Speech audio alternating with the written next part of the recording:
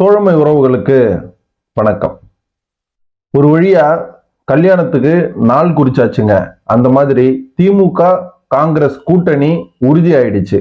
திமுக கூட்டணியில் இருக்கக்கூடிய காங்கிரஸ்க்கு 28 சீட்டும் ஒரு ராஜ்யசபா சீட்டும் உறுதி பண்ணி முதல்வர் ஸ்டாலின் அவர்கள் கையெழுத்து போட்டிருக்காரு, அறிவிப்பும் வெளியிட்டிருக்காரு.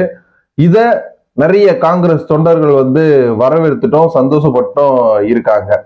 சட்டமன்ற தேர்தல் நெருங்கிட்டு வர நிலையில திமுக ரொம்ப பலம் வாய்ந்த கட்சியா இருக்கக்கூடியது அப்படின்னு சொல்லிட்டு அரசியல் விமர்சகர்கள் நிறைய பேர் பேசிக்கிட்டு வராங்க. அது மட்டும் இல்லாம மக்கள் எல்லாருக்குமே திமுக தான் மறுபடியும் ஆட்சிக்கு வரும். ஏன்னா முதல் ஸ்டாலின் அவர்கள் நிறைய இந்த மாசத்துலயும் போன மாசத்துலயும் நிறைய நலத்திட்டங்கள்லாம் கொண்டு வந்தாரு. மகளிருக்கு 5000 ரூபாய் கொடுத்தாரு. அதுக்கப்புறம் விதவை பெண்களுக்கும் முதியோருக்கும் ஒரு 2000 ரூபாய் வரவு வச்சாரு.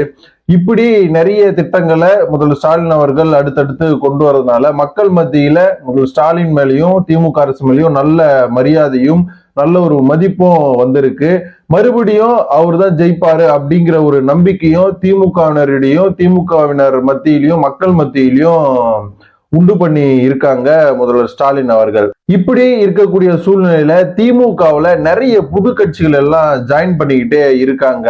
நம்ம திமுக கை கொடுத்து பிஜேபியை நம்ம ஆட்சிக்கு வரக்கூடாது, பிஜேபியில இருக்கக்கூடிய அதிமுக நம்ம ஆட்சியில வர விடக்கூடாது அப்படின்னு சொல்லிட்டு திமுக நிறைய சின்ன சின்ன கட்சியும் சரி புது கட்சியும் சரி நிறைய பேரு சேர்ந்துக்கிட்டு பலம் சேர்த்துட்டு வராங்க.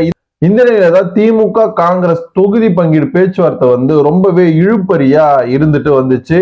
இதை பத்தி நம்ம முன்னாடி காணொலியும் நம்ம பேசியிருக்கிறோம். திமுக கிட்ட காங்கிரஸ் எத்தனை தொகுதி கேட்குது, திமுக எத்தனை தொகுதியை கொடுக்குது அப்படின்னு சொல்லிட்டு பேசி இருக்கிறோம்.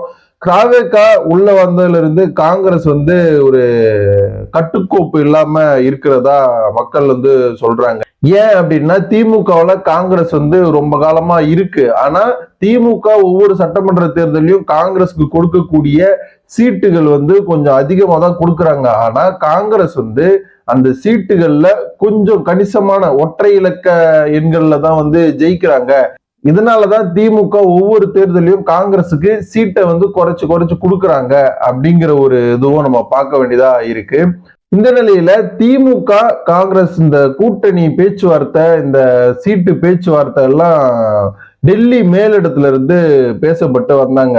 இந்த நிலையில்தான் திமுக கிட்ட காங்கிரஸ் எங்களுக்கு ஆட்சியில பங்கு வேணும், அதிகாரத்திலையும் பங்கு வேணும், நாங்களும் எத்தனை நாளைக்கு தான் கூட்டணிக்கு ஆசைப்பட்டு இவ்வளவு சீட்டு நாங்க வாங்குறது அப்படின்னு சொல்லிட்டு நிறைய ஒரு கண்டன முழக்கங்கள் எழுப்பிட்டு வந்தாங்க. இதுலயே தமிழக காங்கிரஸ்